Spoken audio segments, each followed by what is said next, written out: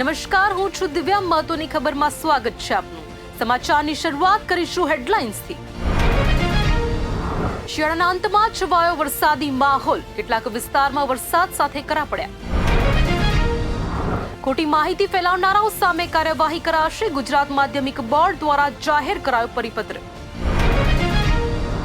ગુજરાત રાજ્યના મંત્રીઓ પહોંચ્યા રામ મંદિર. ભક્તિભાવપૂર્વક દર્શન અર્ચન કરી શીશ ઝુકાવ્યા. વડાપ્રધાન મોદીએ જાહેર સભાને સંબોધતા ટીએમસી પર સાધ્યું નિશાન. 15,000 કરોડના પ્રોજેક્ટનું ઉદ્ઘાટન શિલાન્યાસ કર્યો. દ્વારકા, બનાસકાંઠા, જામનગર સહિતના ભાગોમાં કમોસમી વરસાદ. કમોસમી વરસાદને કારણે ખેડૂતોની ચિંતામાં વધારો. હવે સમાચાર જોઈશું વિગતવાર. હવામાન વિભાગ દ્વારા કરાયેલી માવઠાની આગાહી પ્રમાણે આજે 2 માર્ચની વહેલી સવારથી રાજ્યના મોટા ભાગના જિલ્લાઓમાં વરસાદ પડી રહ્યો છે, જેમાં રાજકોટ, દ્વારકા, જામનગર, બનાસકાંઠા, કચ્છ, અમદાવાદ સહિતના વિસ્તારોમાં એક બાદ એક કમોસમી વરસાદ પડ્યો છે. અમદાવાદથી પણ અચાનક વાતાવરણમાં પલટો આવ્યો હતો અને વરસાદ વરસ્યો હતો. અમદાવાદ સહિત કયા કયા વિસ્તારમાં વરસાદ વરસ્યો, જુઓ સમગ્ર માહિતી અમારા અહેવાલમાં.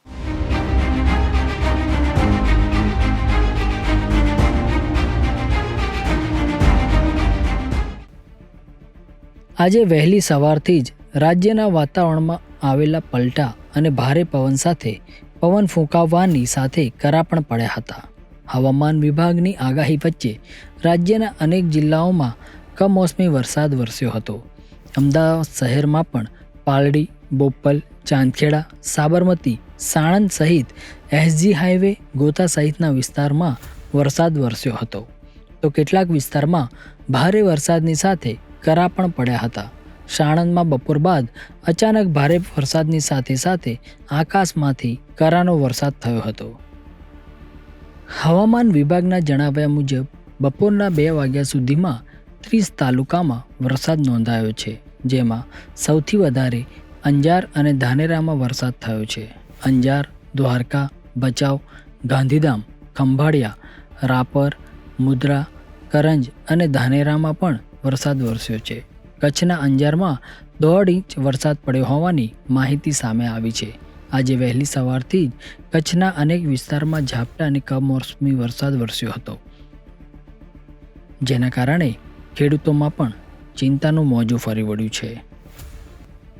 વાતાવરણમાં અચાનક પલટો આવ્યા બાદ બનાસકાંઠાના સરહદી વિસ્તારમાં પણ કમોસમી વરસાદ વરસ્યો હતો, જેમાં વાવ, થરાદ, લાખાણી તાલુકામાં કમોસમી વરસાદ થયો છે. માવઠાના પગલે જીરું, ઘઉં, રાયડો, વરિયાળીના પાકને નુકસાન થાય તેવી શક્યતા જોવા મળી રહી છે.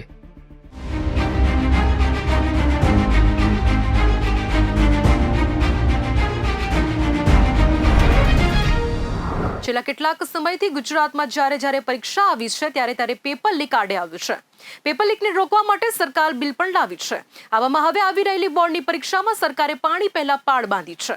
સરકારે ધોરણ 10 અને 12ની બોર્ડની પરીક્ષામાં અફવા ફેલાવનારા સામે કડક કાર્યવાહી કરવાનું નક્કી કર્યું છે. અંગે ગુજરાત માધ્યમિક બોર્ડ દ્વારા પરિપત્ર જાહેર કરાયો છે. બોર્ડ દ્વારા જાહેર કરવામાં આવેલા પરિપત્રમાં શું છે, જુઓ સમગ્ર માહિતી અમારા અહેવાલમાં.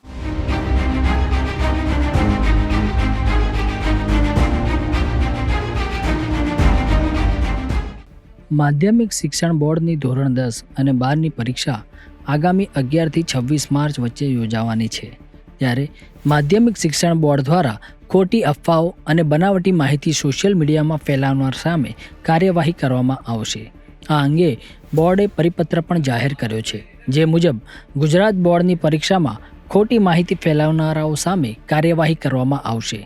ગુજરાત માધ્યમિક બોર્ડ દ્વારા પરિપત્ર જાહેર કરવામાં આવ્યો છે. બોર્ડની પરીક્ષામાં અનેક લોકો પેપર લીકની ખોટી માહિતી ફેલાવતા હોય છે. ખોટી માહિતી ફેલાવનારાઓ સામે આઈપીસી અને આઈટી એક્ટ મુજબ કાર્યવાહી થશે. ગુજરાત માધ્યમિક અને ઉચ્ચતર માધ્યમિક શિક્ષણ બોર્ડ દ્વારા 11 માર્ચથી ધોરણ 10 અને ધોરણ 12ની પરીક્ષા લેવામાં આવનાર હોય તેને લઈને જાહેર નિવેદન દ્વારા અફવાઓ અને બનાવટી માહિતી સામે તકેદારી રાખવા માટે સૂચના અપાઈ છે. ઉપરાંત સોશિયલ મીડિયા પર ફેક ન્યૂઝ ફેલાવવામાં સામેલ તત્વો સામે પણ કડક પગલાં ભરવા માટે એજન્સીઓની મદદથી પરિસ્થિતિ પર દેખરેખ રાખવામાં આવશે. આમ છતાં જો કોઈ વિદ્યાર્થી કે વાલી પાસે વાંધાજનક સમાચાર કે માહિતી આવે તો બોર્ડને અથવા તો જિલ્લા કક્ષાએ કંટ્રોલ રૂમમાં જાણ કરવા માટે જણાવવામાં આવ્યું છે.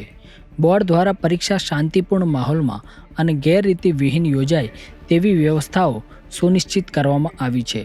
બોર્ડની પરીક્ષા પહેલાં કેટલાક લેભાગુ તત્વો વાલીઓ અને વિદ્યાર્થીઓને ગેરમાર્ગે દોરતી પ્રવૃત્તિ કરતા હોય છે. તેમની પાસે પ્રશ્નપત્ર આવી ગયું હોવાની અથવા લિંક થયું હોવાની ખોટી માહિતી ફેલાવતા હોય છે. આ તત્વો દ્વારા વાતાવરણ ડહોળવાનો પ્રયત્ન કરવામાં આવતો હોય છે. અગાઉ આવા અનેક બનાવો બની ચૂક્યા છે, ત્યારે હવે ખોટી માહિતી ફેલાવનારાઓ સામે કડક કાર્યવાહી કરવામાં આવશે.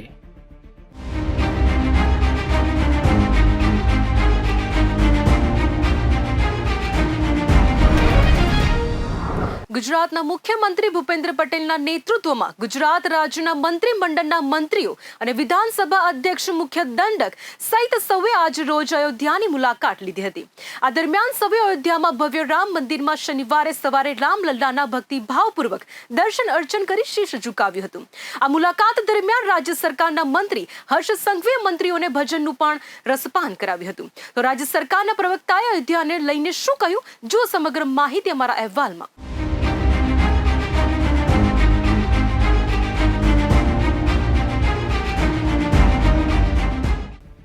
22 જાન્યુઆરી 2024ના રોજ રામ મંદિર અયોધ્યામાં ભવ્ય પ્રાણ પ્રતિષ્ઠા મહોત્સવ યોજાયો હતો, જે બાદથી દેશ અને દુનિયાના અનેક રામ ભક્તો ભગવાન શ્રી રામલલ્લાના દર્શન કરવા માટે અયોધ્યા પહોંચી રહ્યા છે. તેવામાં ભાજપ શાસિત રાજ્યોના મુખ્યમંત્રી મંડળ પણ અયોધ્યા પહોંચી રહ્યા છે. ત્યારે આ જ અનુક્રમે હવે ગુજરાતના મુખ્યમંત્રી ભૂપેન્દ્ર પટેલ અને તેમના મંત્રીમંડળે પણ અયોધ્યામાં રામલલ્લાના દર્શન કર્યા હતા. મુખ્યમંત્રીની સાથે ગુજરાત સરકારના તમામ મંત્રીઓ, વિધાનસભા અધ્યક્ષ અને શાસક પક્ષના દંડક પણ ઉપસ્થિત રહ્યા હતા. रामलल्ला का जहां पर जन्म हुआ था वहीं पर विराजमान करने का श्रेय आदरणीय प्रधानमंत्री मोदी साहब और सब साधु संतों को मिला. मैं मानता हूं कि आगामी सालों के अंदर ये एक बहुत ही बड़ा अच्छा सा स्टेप तो नहीं बोलेंगे, लेकिन बहुत अच्छा कदम रहेगा कि उसकी वजह से अगले सालों के अंदर जो रोड मैप 25 सालों का तय किया गया है उस पे हम पूरी निष्ठा के साथ चल भी सकेंगे. और हमारा जो नेतृत्व अभी हमें मिला है, हमको फिर से 47 तक सर्वप्रथम भारत की जो भावना हमारे मन में पलप रही है वो सिद्ध होगी. अयोध्या के अंदर जो विकास के काम चालू है, मैं मानता हूं कि अगले सालों के अंदर, अगले कुछ ही सालों के अंदर अयोध्या नगरी एक सांस्कृतिक विरासत तो बनेगी, लेकिन टूरिज्म की दृष्टि से भी उत्तर प्रदेश और भारत में बहुत बड़ा योगदान अयोध्या का होगा. और अब रिलीजियन टूरिज्म का भी दौर आ गया है. जैसे मनोरंजन के लिए टूरिज्म करते हैं, मेडिकल सारवार के लिए भी टूरिज्म का नया शब्द गुजरात से इवेंट हुआ है.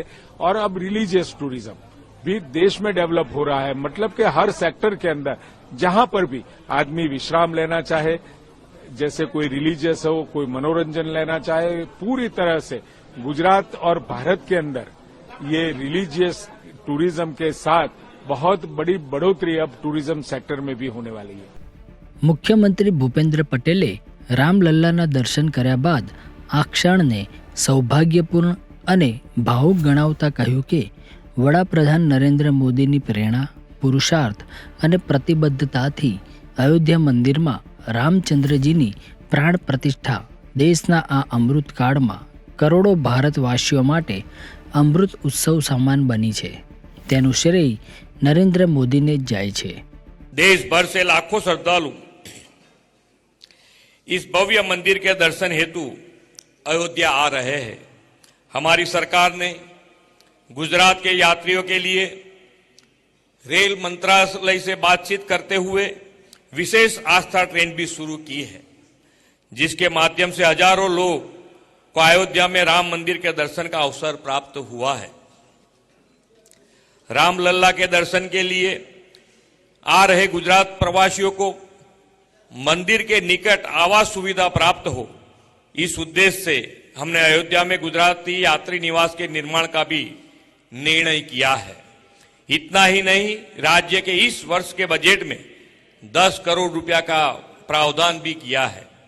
अयोध्या में भविष्य में निर्मित होने वाले गुजराती यात्री निवास हेतु लैंड एलोकेट करने के लिए मैं उत्तर प्रदेश के मान्यवर मुख्यमंत्री श्री योगी आदित्यनाथ जी का तथा प्रदेश की सरकार का बहुत बहुत धन्यवाद करता हूं। બીજી બાજુ અયોધ્યા મુસાફરી દરમિયાન રાજ્યના ગૃહમંત્રી હર્ષ સંઘવીએ અને તેમના સાથી મંત્રી મિત્રો દ્વારા રામલલ્લાના ભજનો તેમજ રામધૂન બોલાવી હતી।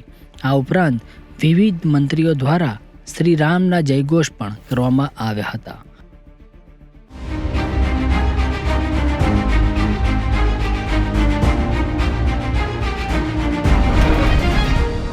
વડાપ્રધાન નરેન્દ્ર મોદી પશ્ચિમ બંગાળની 2 દિવસીય મુલાકાતે છે। ત્યારે બંગાળ પ્રવાસના બીજા દિવસે શનિવારે વડાપ્રધાન મોદીએ નાદિયા જિલ્લાના કૃષ્ણનગરથી રેલ પાવર અને રસ્તાના 15,000 કરોડ રૂપિયાના પ્રોજેક્ટનું ઉદ્ઘાટન અને શિલાન્યાસ કર્યો હતો।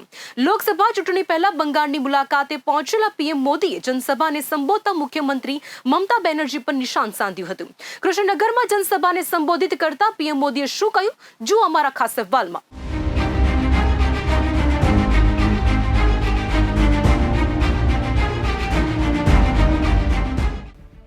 પશ્ચિમ બંગાળમાં પોતાના પ્રવાસના બીજા દિવસે પીએમ મોદીએ નાદિયા જિલ્લાના કૃષ્ણનગરમાં જનસભાને સંબોધન કર્યું હતું। આ દરમિયાન વડાપ્રધાન મોદીએ ટીએમસી અને મુખ્યમંત્રી મમતા બેનર્જી પર પ્રહાર કર્યા હતા। તેમણે કહ્યું હતું કે અત્યાચારનું બીજું નામ એટલે ટીએમસી।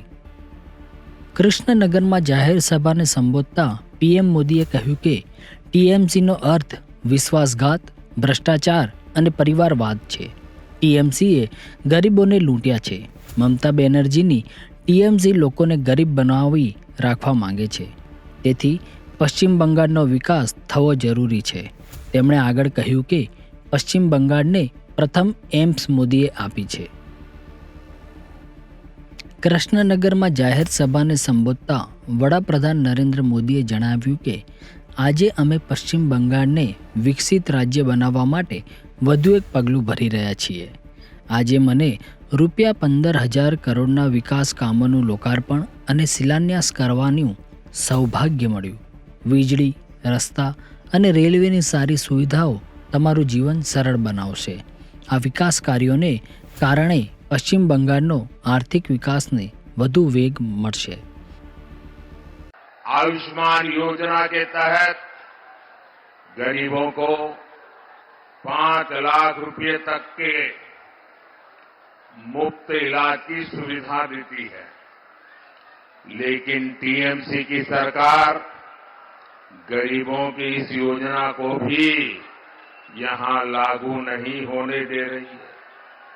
भाजपा पश्चिम बंगाल में स्वास्थ्य सुविधा के लिए, नौजवानों के भविष्य के लिए प्रतिबद्ध है।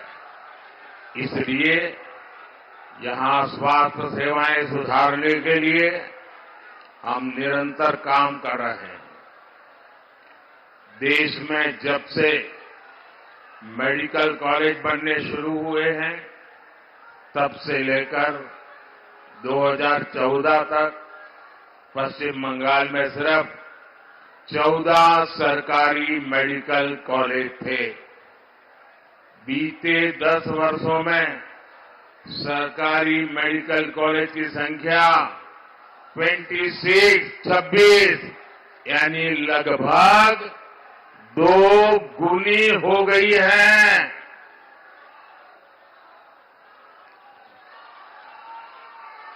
थैंक यू बेटा, थैंक यू। आप नीचे बढ़ो बेटा। Thank you, thank you. साथियों, ये क्षेत्र जूट किसानों, जूट उद्योगों के लिए मशहूर रहा है, लेकिन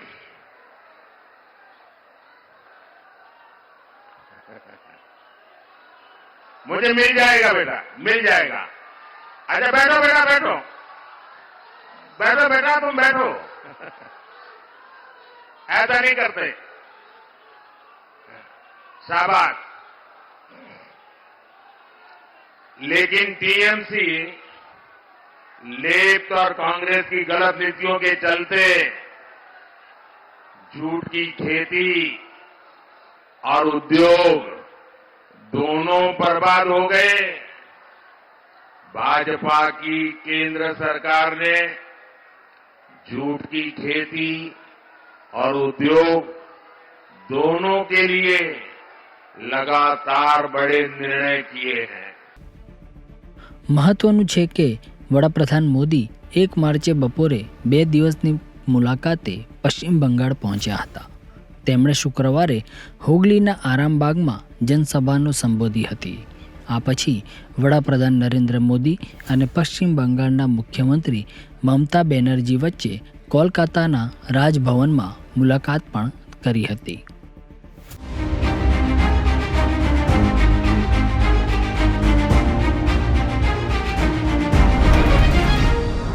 હવામાન વિભાગની આગાહી વચ્ચે ગુજરાતના અનેક જિલ્લાઓમાં કમોસમી વરસાદ ખાબક્યો છે.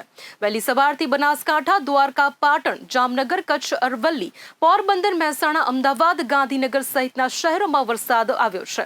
ત્યારે રાજ્યના વાતાવરણને લઈને હવામાન વિભાગ શું કહેવું છે અને કયા કયા જિલ્લામાં વરસાદને કારણે પાકને નુકસાન થવાની ભીતિ સેવાઈ રહી છે તે સહિતની માહિતી જુઓ અમારા ખાસ અહેવાલમાં.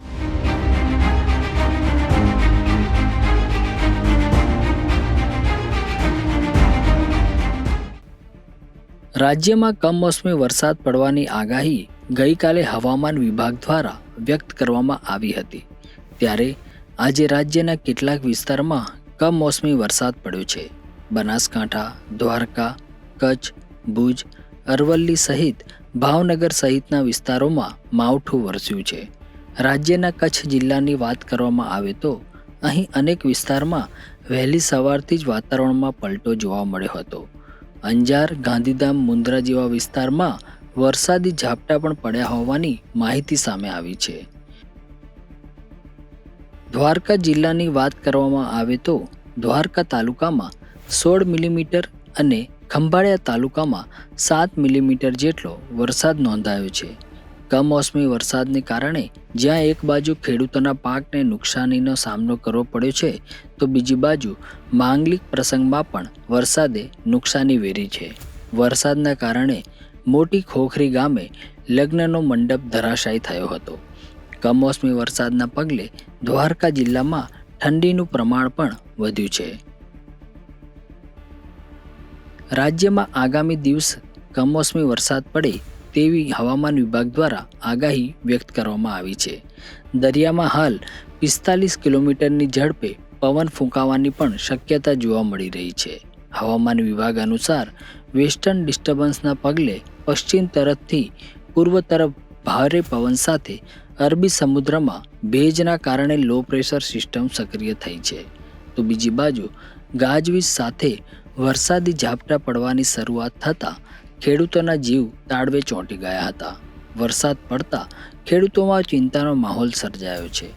રાયડું, જીરું, વરિયાળી, મેથી સહિતના પાકને નુકસાન થાય તેવી શક્યતા જોવા મળી રહી છે.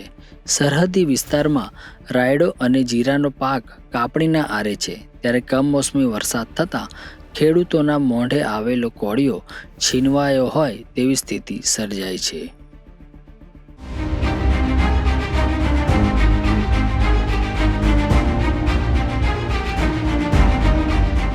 મહત્વની ખબરમાં આજ સમય ફરી મળીશું. ત્યાં સુધી જોતા રહો બુલેટિન ઇન્ડિયા, ભરોસો ગુજરાતનો.